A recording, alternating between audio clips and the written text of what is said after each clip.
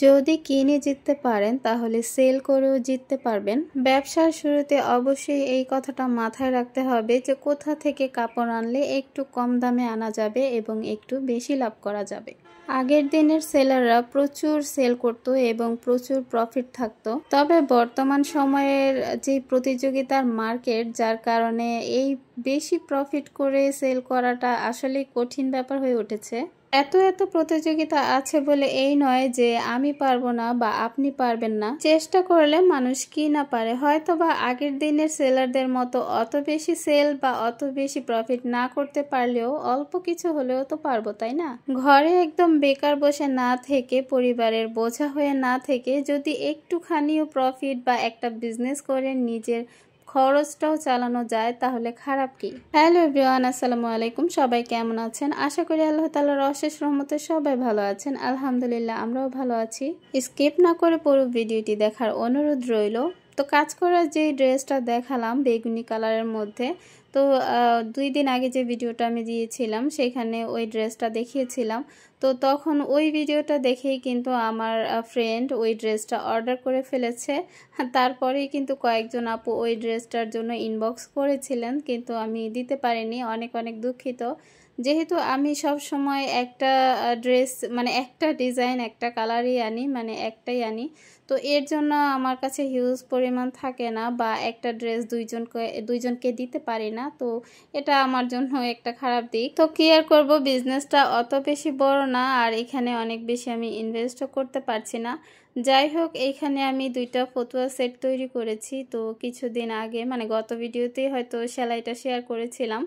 তো এরই মধ্যে আমি এই 2টা ড্রেস কমপ্লিটও করে ফেলেছি।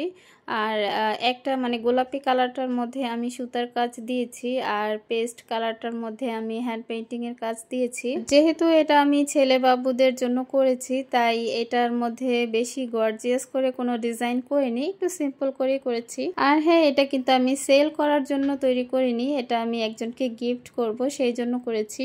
আর যেটা বলছিলাম, আমার ফ্রেন্ড যে ড্রেসটা নিয়েছে, তো ওইটা কিন্তু আমাকে সেলাইও করতে বলেছে। ওর প্রত্যেকটা ড্রেসই ও আমার কাছ থেকে সেলাই করে নেয় এবং ও কিন্তু আমার কাছ থেকে প্রচুর ড্রেস নেয়। তবে ওকে আমি কখনোই টাইম মতো ড্রেস দিতে পারি না। আমার ড্রেস যেহেতু মেকিং করতে অনেক সময় লাগে তাই অনেকটাই দেরি হয়ে যায়। দেখা যায় 2 মাস 3 মাস পর ওকে আমি ড্রেস দিই। তারপরে ও কখনোই রাগ করে না, বলে ঠিক আছে কোনো প্রবলেম নাই, আস্তে আস্তে কর। তো যাই হোক, আর এই যে হিজাবটার কাটিংটাও কিন্তু আমি একটা ভিডিওতে দেখিয়েছিলাম। হিজাব কাটিং আসলে একেবারেই সহজ, এটা ওইভাবে দেখানোর কিছু নেই। তাছাড়া এটার ডিটেলসে জানার জন্য কিন্তু ইউটিউবে প্রচুর ভিডিও আছে। এটা আমি নিকাব সহ হিজাব তৈরি করছি আর এর আগে কখনোই কিন্তু আমি এই নিকাব সহ হিজাব তৈরি করিনি, এই প্রথম করছি। জানি না কেমন কি হবে, তো করতে থাকি। এক আপু বলছিলেন যে আপু কসমেটিক্সের বিজনেস করতে চাই, তো কসমেটিক্স কোথা থেকে নিয়ে আসবো? আপু যদি আমার ভিডিওটি দেখে থাকেন তাহলে অবশ্যই মনোযোগ সহকারে শুনবেন। পাইকারি কসমেটিক্সের জন্য সবচেয়ে বড় মার্কেট হচ্ছে, মানে বাংলাদেশের মধ্যে সবচেয়ে বড় মার্কেট হচ্ছে চকবাজার, যেটা ঢাকাতে অবস্থিত। অবশ্যই আপনারা সেইখানে যেতে পারেন আর ওইখানে কিন্তু গিয়েই আপনাকে কসমেটিক্স নিয়ে আসতে হবে। আমি জানি না ওনারা অনলাইনে দেয় কি না, তবে আমি বলবো আপনারা নিজেরা গিয়ে তারপরে কসমেটিক্স নিজেরা হাতে ধরে যাচাই করে পছন্দ করে দামাদামি করে তারপরে নিয়ে আসবেন, সেটা বেশি ভালো হবে। আমি শুধু এটাই জানি, আর এছাড়া অন্য কোথায় পাইকারি এই কসমেটিক্সগুলো সেল করে আমার সঠিক জানা নেই। আমি যেটা জানি সেটাই বললাম। ব্যবসার শুরুতে আপনার ইনভেস্ট যেটাই হোক না কেন, 5,000 হোক, 10,000 হোক বা 15,000 হোক, যাই হোক না কেন, এটা কোনো প্রবলেম না। আপনার চিন্তা করতে হবে যে এই টাকার মধ্যে আপনাকে একটু কোয়ালিটিফুল, মানে আপনি বেশি কোয়ালিটিফুল না হলেও যেন মোটামুটি কোয়ালিটির ড্রেস হয়, এই টাইপের ড্রেস আনবেন। আর যারা গ্রাম অঞ্চলে আছেন তাদেরকে আমি সাজেস্ট করব আপনারা একটু হাই কোয়ালিটির ড্রেস না কিনে যেমন গজ কাপড় নিয়ে বিজনেসটা শুরু করতে পারেন। যেমন ধরেন 2 হাত বহরের গজ কাপড়, বেডশিটও নেবেন না, কারণ বেডশিটের প্রাইস যেহেতু বেশি, এত দামের গজ কাপড় কিন্তু কেউ কিনতে চায় না।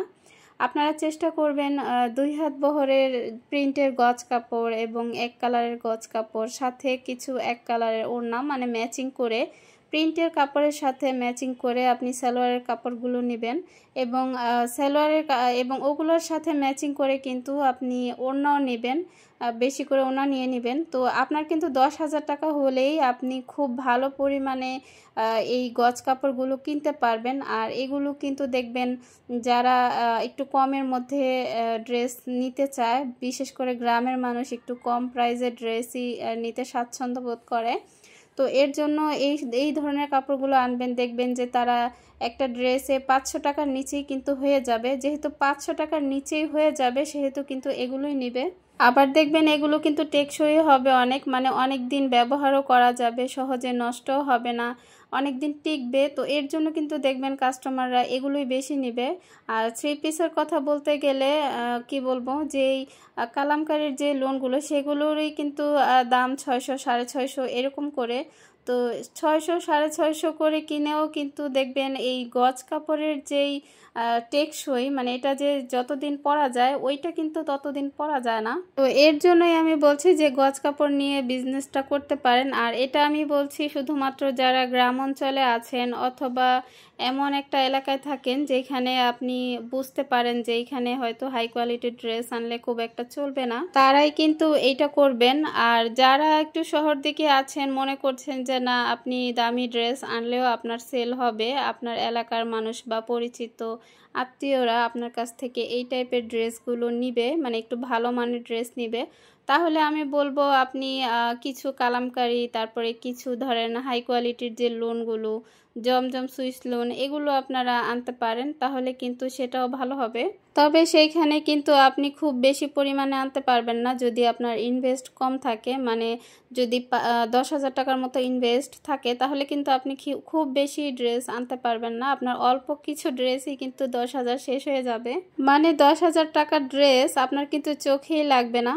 আর যদি আপনার ইনভেস্ট বেশি হয় তাহলে তো কোনো কথাই নেই, আপনি কিন্তু আপনার মনের মতো করে ভালো ভালো কোয়ালিটির ড্রেস আনতে পারবেন। আর যাদের একদমই কম পুঁজি, যারা একটু গ্রাম দিকে আছেন, তাদেরকে অবশ্যই আমি বলবো প্রথম দিকেই আপনারা এই গজ কাপড়গুলো এনে ট্রাই করে দেখতে পারেন।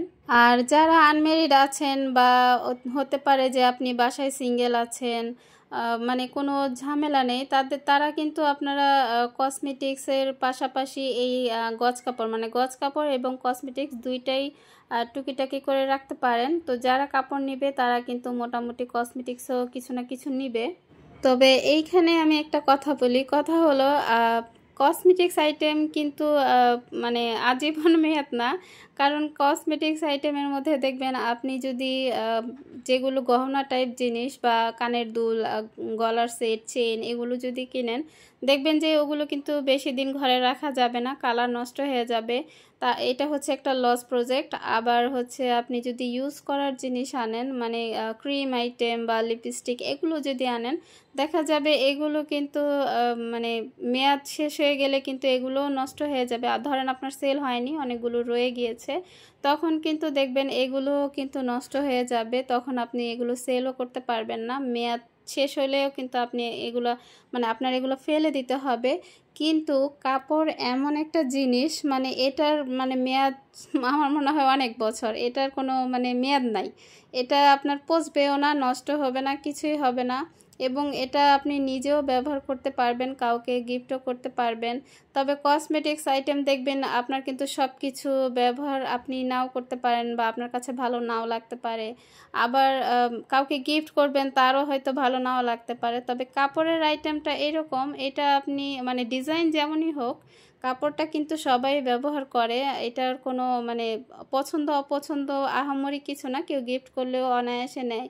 বা নিজে বিজনেস করছেন, আপনার যদি ডিজাইনটা পছন্দ নাও হয় তারপরেও কিন্তু আপনি এটা ব্যবহার করতে পারবেন। তো এটাই হচ্ছে মানে দুইটা বিজনেসের দুইটা সিস্টেম আর কি। জানি না আমার ভিডিও আর আমার কথাগুলো আপনাদের কাছে কেমন লেগেছে, আর যদি ভালো লেগে থাকে তাহলে প্লিজ একটা লাইক দিয়ে দিবেন, এবং যারা নতুন আছেন প্লিজ সাবস্ক্রাইব করে পাশে থাকার অনুরোধ রইল। যারা এতক্ষণ এই কাজগুলো করে ফেলেছেন তাদেরকে অসংখ্য অসংখ্য ধন্যবাদ। আমার ভিডিওটির যদি কোনো অংশ আপনাদের কাছে খারাপ লেগে থাকে তাহলে সেই বিষয়টাও অবশ্যই তুলে ধরবেন, আমি সেটা শুধরে নেওয়ার চেষ্টা করব।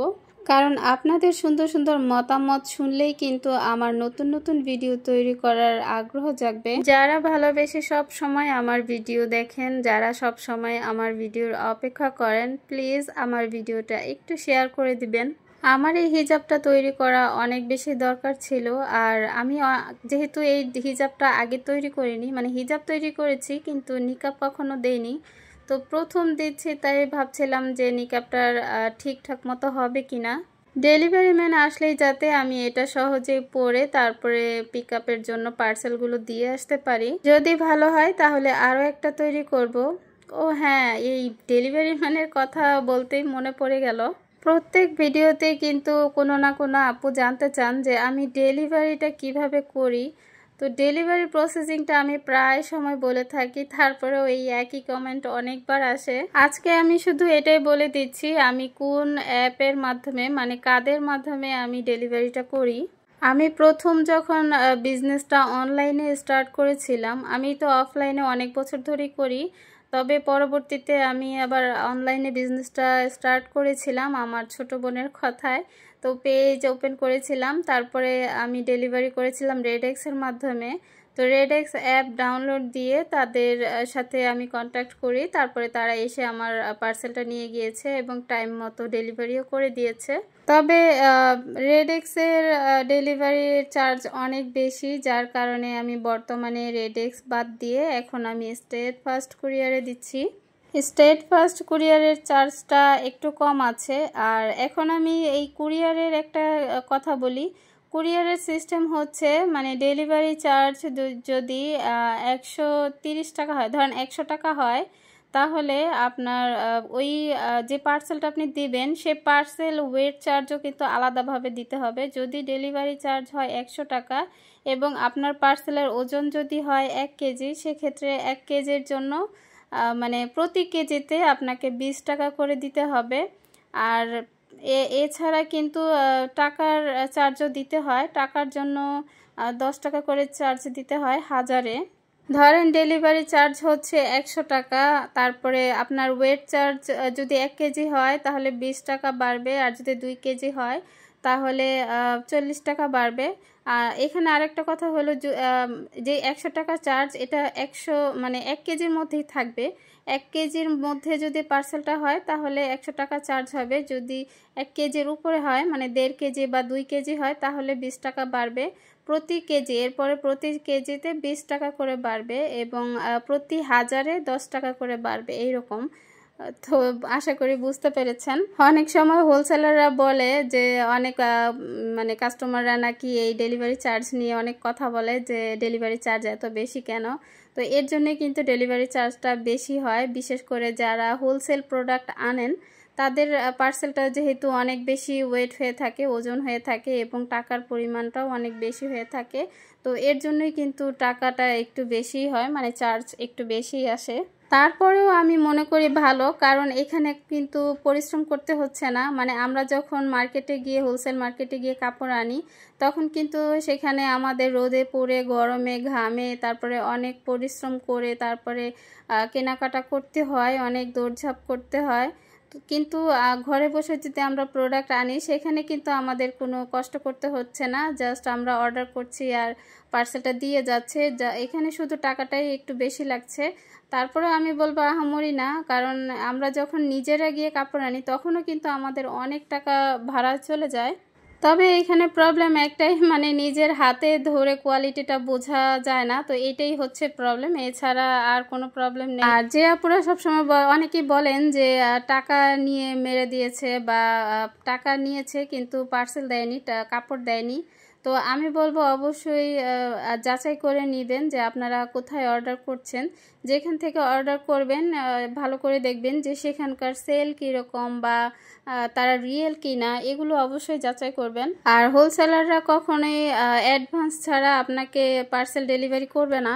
কারণ অ্যাডভান্স ছাড়া পার্সেল ডেলিভারি করা অনেক রিস্ক, কারণ অনেকেই কিন্তু পার্সেল অর্ডার করে তারপরে রিসিভ করে না, তখন কিন্তু তাদের অনেক টাকা লস হয়ে যায়। তো যাই হোক, কথা বলতে বলতে কিন্তু আমার কাজটা কমপ্লিট হয়ে গিয়েছে। তো এই দেখেন নিকাবটা আমার একটুখানি ছোট হয়ে গিয়েছে। আমি চেয়েছিলাম নিকাবটা যেন একটু বড় হোক, যদিও যেহেতু প্রথমবার তৈরি করেছি তাই বুঝতে পারিনি।